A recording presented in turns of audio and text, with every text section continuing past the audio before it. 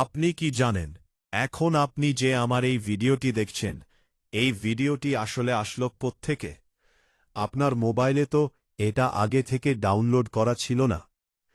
ইন্টারনেটের সব কিছু, ছবি, ভিডিও বা ওয়েবসাইট কোথাও না কোথাও জমা থাকে, আর সেই জায়গাটাকেই বলা হয় সার্ভার। আজকের ভিডিওতে আমরা একদম সহজ ভাষায় জানব সার্ভার কি, এটা কোথায় থাকে আর কিভাবে কাজ করে।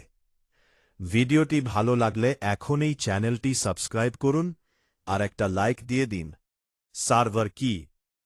সার্ভার জিনিসটা বুঝতে একটি হোটেলের কথা চিন্তা করুন।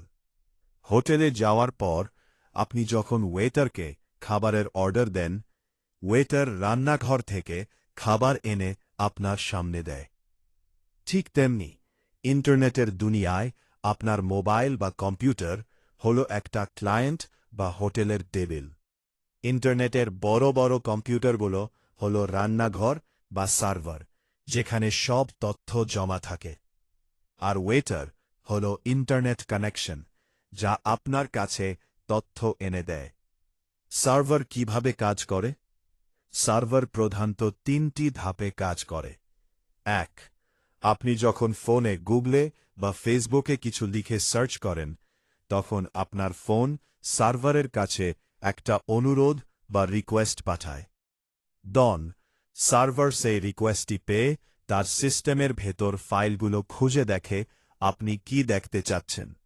খুঁজে পাওয়ার পর সার্ভার মাত্র কয়েক মিলিসেকেন্ডের মধ্যে আপনার স্ক্রিনে সেই ছবি বা ভিডিওটি পাঠিয়ে দেয়। ইন্টারনেটে আমাদের প্রতিটি ক্লিক এভাবেই কাজ করে। এখন প্রশ্ন হল, এই বড় কম্পিউটারগুলো থাকে কোথায়? এগুলো কিন্তু আমাদের ঘরের সাধারণ কম্পিউটারের মতো নয়। এগুলো থাকে বিশাল বিশাল বিল্ডিংয়ে, যাদের বলা হয় ডেটা সেন্টার। এখানে ২৪ ঘন্টা হাই স্পিড এসি চলে, যাতে কম্পিউটার গরম না হয়, এবং এগুলোর সিকিউরিটি থাকে অত্যন্ত কড়া। গুগল, ফেসবুক বা অ্যামাজনের মতো বড় কোম্পানিগুলোর পুরো পৃথিবী জুড়েই এরকম ডেটা সেন্টার আছে, যাতে আমরা খুব দ্রুত ডেটা পেতে পারি। তো বন্ধুরা, আশা করি এখন আপনারা ক্লিয়ার যে সার্ভার আসলে কি। ইন্টারনেটের প্রতিটি জিনিস চালানোর জন্য সার্ভার অবশ্যই প্রয়োজন। আপনাদের কি মনে হয়, সার্ভার ছাড়া কি ইন্টারনেট চালানো সম্ভব? আপনার মতামত নিচে কমেন্ট করে অবশ্যই জানান।